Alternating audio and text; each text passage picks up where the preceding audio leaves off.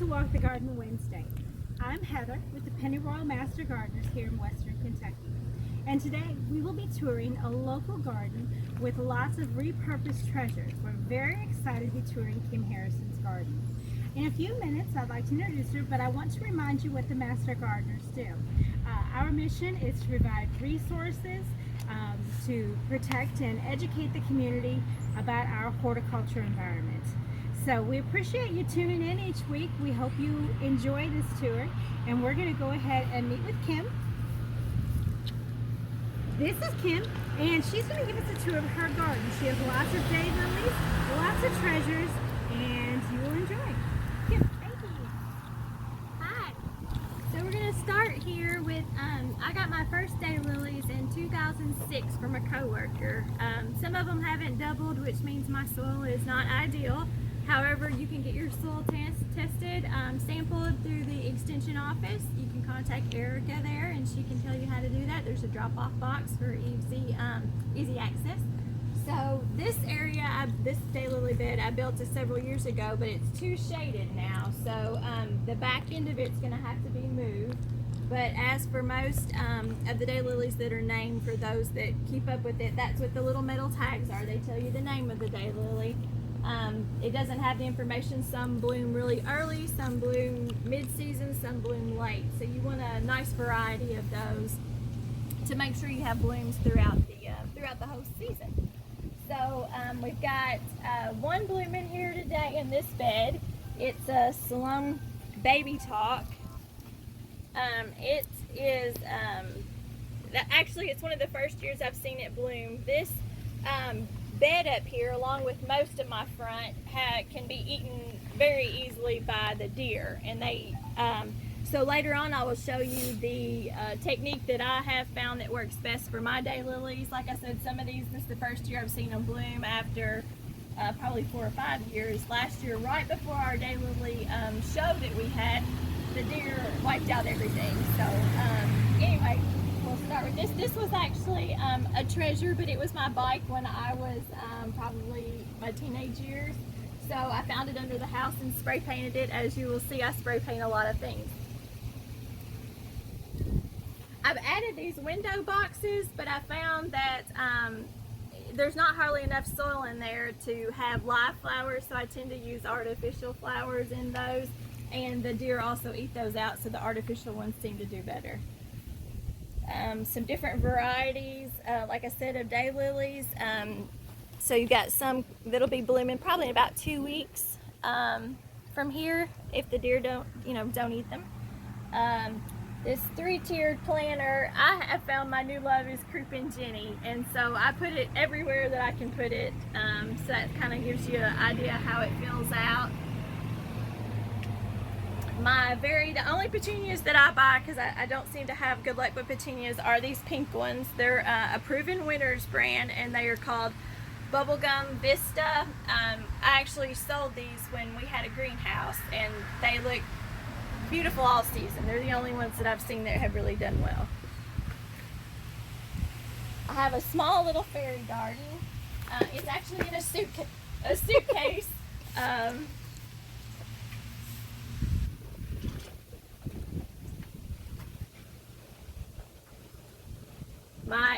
I guess one of the latest things I built was this dragonfly made out of fan blades. So I was pretty excited it finally came together.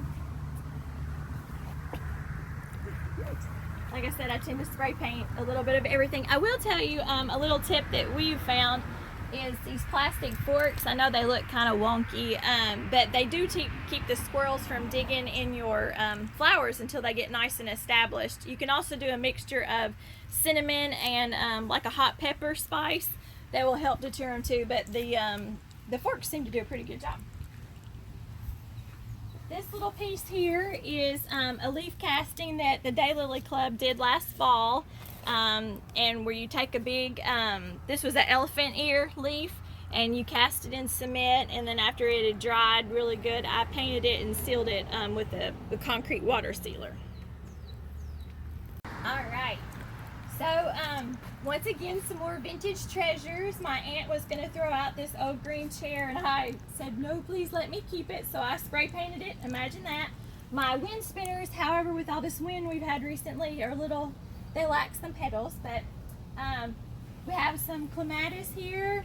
I was going to paint all this, but the clematis took it over first, so I'll have to wait till fall to finish that painting. I got the top part, and then it started blooming and spreading out, so I was tickled with that. I tried a few seed plantings this year. This side gets a lot of sun, so I thought it would be a good opportunity. However, the columbine didn't take off. I have a few moon plants, a few cone flowers. This area gets a lot of shade now, so the daylilies don't even strive very well here, but the deer seem to find them.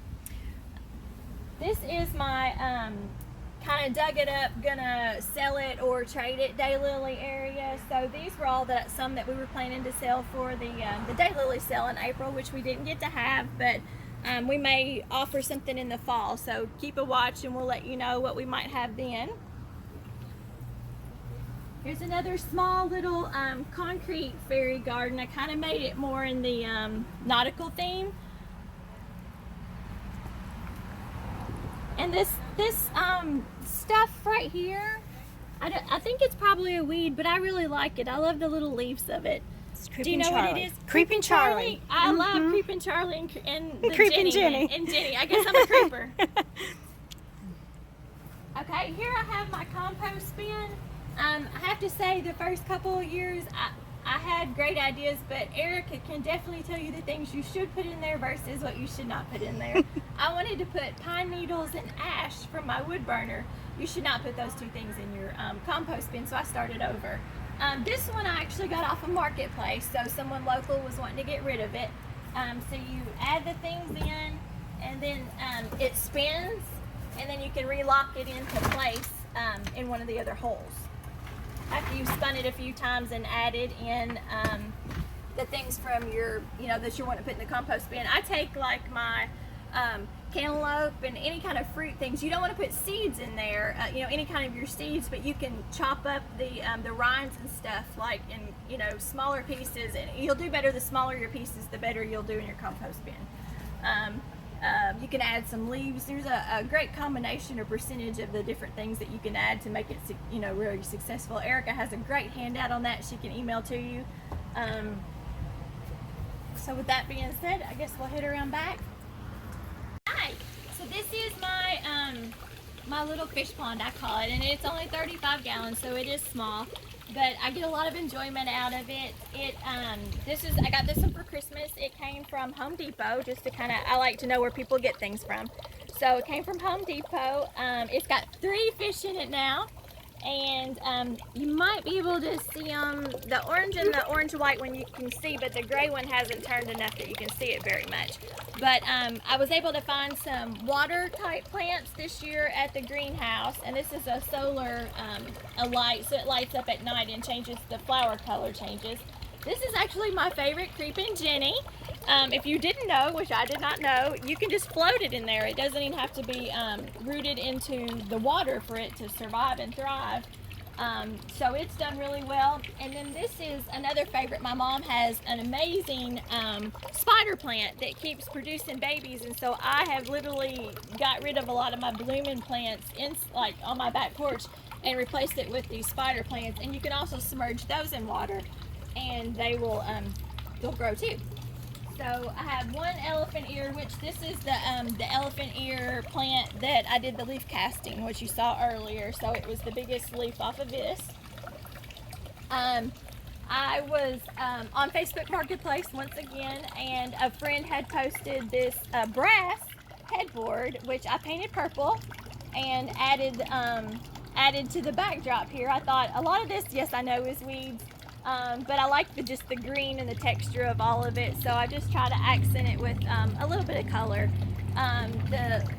This little butterfly right here was a new thing I made over the weekend. It's 4 plastic hangers and a solar light, so you can do little things for relatively cheap. Then this headboard was given to me over the weekend, and it's in 1 can of spray paint. I mean, like $4, you can make something look totally different and have a new purpose. So I guess I'm kind of a garden junkie. But we also bought some plants through the Evansville Master Gardeners when they had their sale. So a few of these things came from there. I'm trying to add a few different things into this. I've added some honeysuckle, I've got some milkweed to add, and just some random wild type flowers.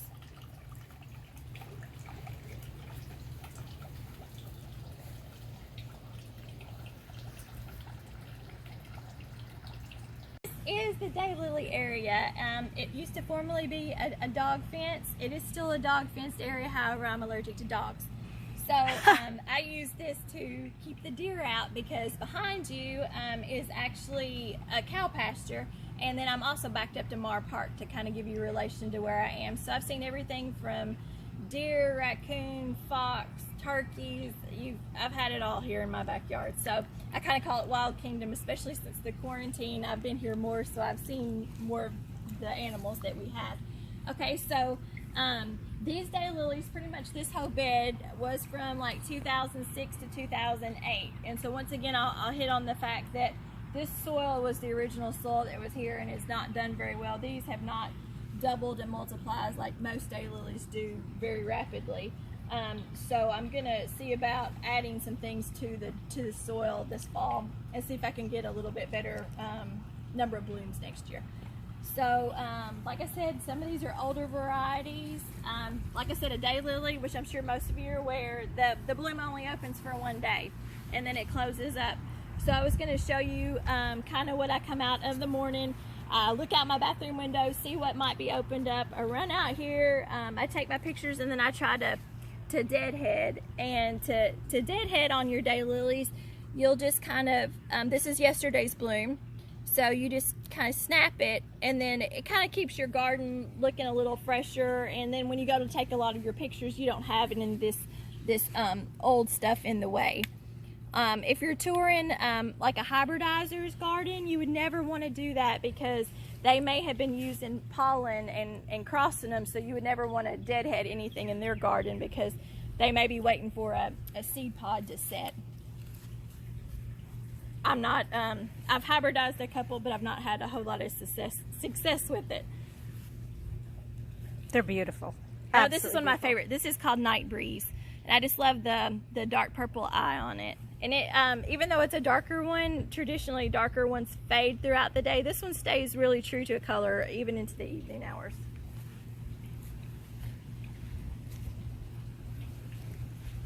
This one opened up, and I took it to the Daylily show last year. It's Corolla Light, and it actually it did fairly well there. So there's, like anything, this one is more spider-like. That's the type of description for that one because of the way the petals are.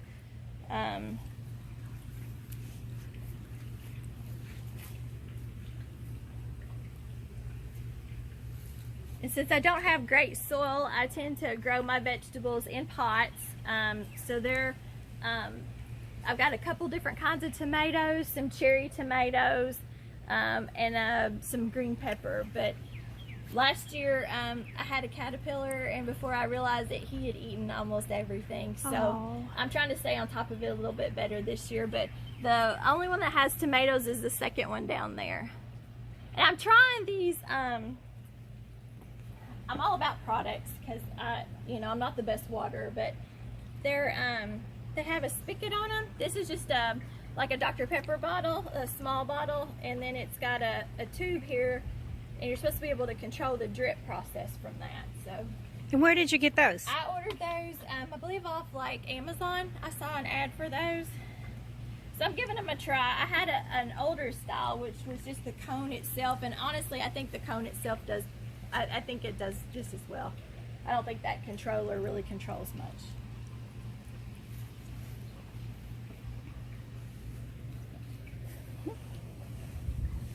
So this was the newest bed that I added. It eliminated a little bit more mowing for me. And like I said, this old bed, the soil was just terrible. So these two beds that are the ones that have the most blooms in them now, those were amended. I added in some soil conditioner, I added in some fertilizer, added in some different soil, and although I didn't have it tested, the results are very obvious that it's doing so much better. They're doubling. This bed down here, the square rectangle one, this is only the second year for it, so you can see if they went in as double fans that they're happy there because they filled out more. I love my little caterpillar, the three parts to him, but the squirrels like to hang out on my feeder, and every morning the parts are all, he's discombobulated every day. So anyway, this is the AC unit, and the only reason I want to point this out is because I had a groundhog decided to take up residence underneath it, and he chewed my wires in two, and so that's a pretty costly living expense. So he was evicted, and I've tried to brick it to keep him out, but I don't know if anybody tried to find white rock this spring, but it's impossible. I think everybody must have bought it all up. So in case you were wondering, Hopkins County Stone, which is out on Knoll, they will sell it to you by the bucket. So you take your 5-gallon bucket out there, load it yourself, and she'll charge you by the bucket. So this is 3 buckets full.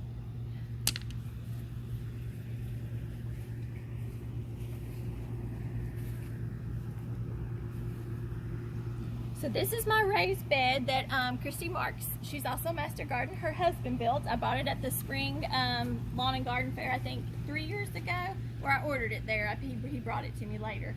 But it's very well constructed. He makes great stuff. He made me a potting stand for Christmas 2 years ago. So I've taken out some things as the radishes have already been harvested. So I've got a little bit of cabbage. These are carrots, which I won't harvest. The funny thing about carrots, I didn't know I could grow carrots. I didn't know that I grew carrots, but when I went to clean it out last fall, I found carrots. So I had 2 little carrots. So this year I planted carrots in hopes that maybe this fall I'll have carrots. So I had kale here in the middle, which I've harvested a lot of it. You may have seen on Facebook if you're friends with me. My mom made a kale salad. It had strawberries and blue cheese and pecans or something. Anyway, so this is where the kale came from. So I got a tomato, a pepper, just because there was a little room after the groundhog had his feast of all my broccoli, which is another reason he was evicted.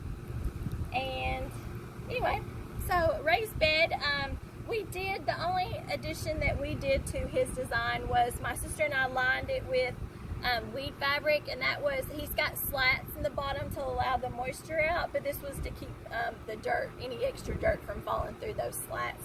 So we lined it with weed fabric and then stapled it into the wood, and this is the 3rd season on it, so it's held up really well. Like I said, my soil here is not great, and so I tend to do things in pots.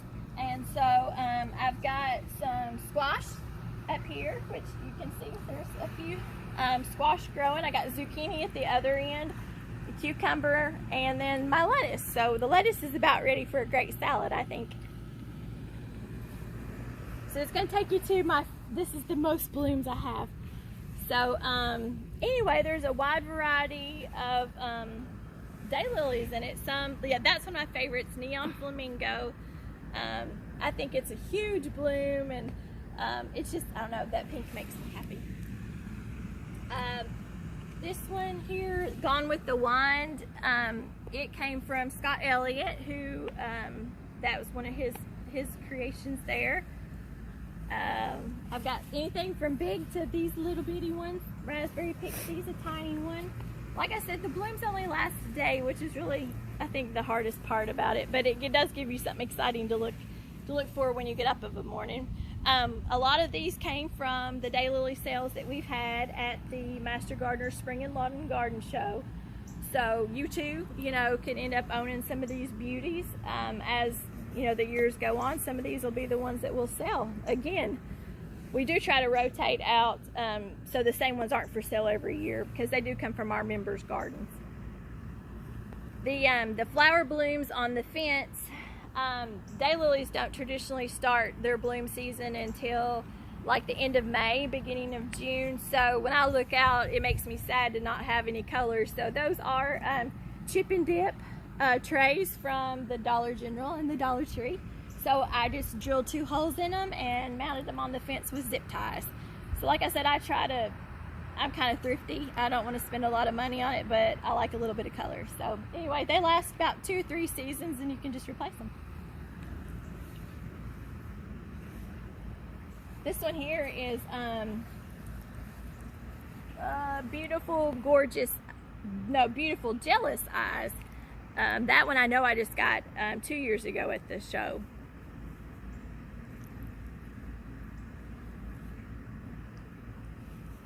Then, so I have had these pallets, you know, great ideas of what I'm going to do with these pallets for several years. We won't talk about how many years I had them. So I finally saw this idea to build a bench. My friend Lori, she was the one that gave me my first daylily, she said, you need a place to enjoy the daylilies, to just sit.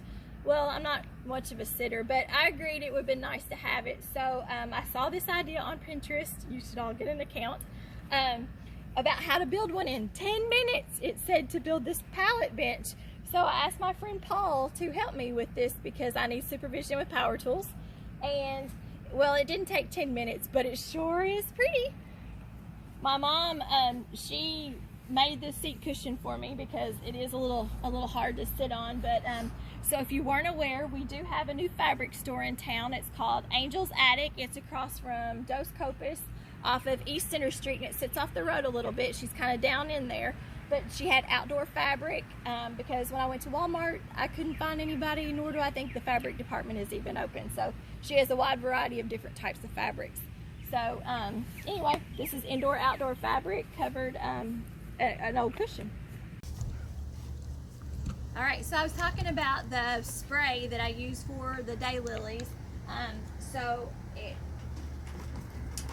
I use it in one of these, just a hand sprayer, and it comes from Walmart, but we order it from Walmart because you can buy it in a concentrate online, and then you can mix it up yourself so you get more money, you know, more for your money.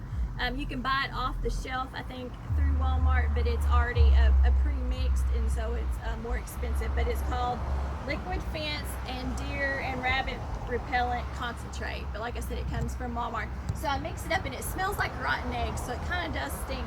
But I've had success with it. I've been able to see my blooms. So, but you have to reapply it after it rains. It does not carry over. So I just douse everything that has a bloom on it in order to get to see it. So I was just kind of going to show you several of the products that I like, because I'm not super technical, but I know what I like. So I thought maybe I'd share that with you, because those are the things I'm interested in as a gardener. So I know a lot of people have had problems with moles this year. So the thing that I've tried, I'm not sure how much success I've had other than my neighbor killing several, but they say that the moles come to your yard for the grubs. So I bought this grub killer, and you can get it like Rural King or Lowe's. And I put it into one of my old preen containers because I don't have a lot of upper body strength, and then I can shake it out. So I just kind of shook it out throughout the yard, like made a row and then come back for a row. So I just marked it that way. You don't want to confuse this with your preen. But anyway, you can just refill it and completely cover your yard. They also offer, I believe, a spray that you hook to your hose, but I haven't used that. Also, for cleaning out between your particularly daylilies, that's what I have most of. I have this little rake, and it does a really good job because it's not so wide that you take out everything else with it. So also, I know a lot of people use Roundup, and it gets to be expensive if you're using very much of it. So on Facebook this year, I had seen one of the recipes for weed killer that I thought, well, I'm going to try it. I have all these ingredients, and I actually thought it was pretty successful. I've used it twice now. So it's a gallon of distilled white vinegar, 2 cups of Epsom salt, and 1/4 cup of Dawn soap, and that's the blue. Okay, so anyway, I mixed it in up in a different sprayer, but just like this, and then walk around and did, you know, along my beds, along my fence line. You want to be real careful though. If it runs down, you want to make sure it doesn't run into something that you would like to keep. Make sure your slope is correct, and that and do it maybe a couple days before it rains, so it gets good and set before the rain washes it out.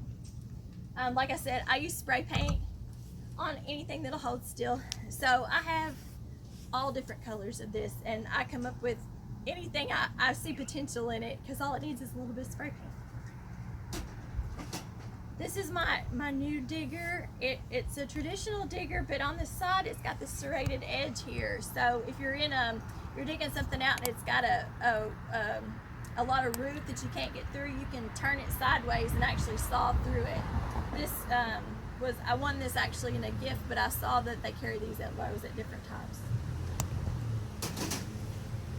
Bug spray. We all have bugs in our yard. So this is a more natural bug spray, and it's got a nice smell. It's vanilla, mint, and rose. But they sell this at Rural King, and it's just your pump, not your aerosol. But it's a lighter scent, and it works, but it's just not as harsh. I drink a lot of Diet Mountain Dew, and so I refill these with water every night, and that's what I use to water the plants on my back porch and all the things out front. A hose for me is just cumbersome, so I prefer just to, so I have big tubs, and I'll just set them down in there while I'm waiting for the dish, the dish soap, the dishwater to to get, I just start filling them up until it gets warm. So, and plus the more you let it sit out, the better the water is to use for that. The metal tags that you saw, I'd be happy to make you any. The Daylily Club sells these, and we can put whatever you want on there. Like I said, we put our Daylily names, but I've used them for other plants and vegetables or whatever. These are great metal tags. They hold up for years and years and years. Most of these that you saw out back have been there since 2008, so they've held up really well. Oh, shovels. So I have small hands, as we discussed. I know this is, a lot of people, my friend Paul said this was not a real shovel, but it is a real shovel because it's the only one I can manage. So I don't know if it has a different name, but these are great if you're not very good with a shovel.